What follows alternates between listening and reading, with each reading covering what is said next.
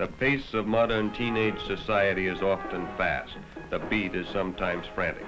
Culture, the need to belong, is ever present. A group that must move in a veiled world of secrecy, because what you are doing is against the law.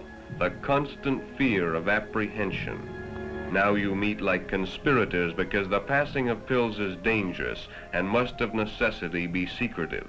Nerves begin to wear thin. The fun of everyday living goes, and you begin to wonder what your friends and parents think. The guilt grows, and as it does, the need for something that will bring more relief, dispel the fears that you yourself have created. You become more dependent on one another, but your pleasure in each other's company becomes less satisfying, and you depend more and more on the pills to help. Finally, the pills are not enough, and you're ready for the second act of your three-act tragedy.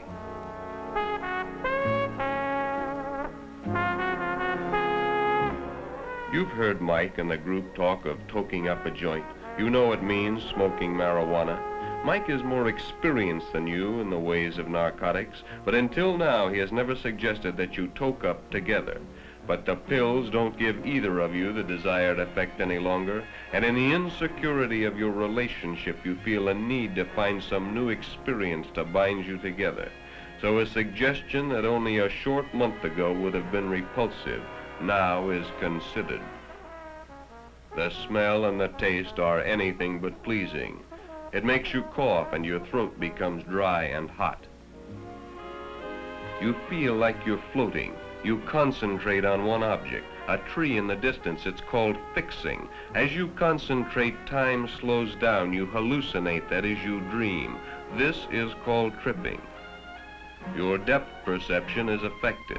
If you had to step off a curb or get out of a car, you would probably need help because the distance might be exaggerated. On the other hand, distance might seem to diminish. As with alcohol, the problems don't disappear, they only temporarily seem to vanish and return with jarring force when the effects of the drugs wear off.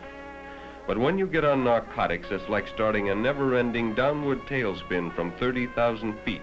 You become less sure of yourself, your surroundings, your friends. Quarrels are more frequent with your parents and loved ones. You try to convince yourself you're right, but deep inside you know you're not. You lose your sense of values. You think of little else but another blow-up, your newfound language for smoking marijuana. You've completed the second act, and the third act curtain is just about to go up. You don't know it now, but when it does, it's the beginning of the end, the point of no return.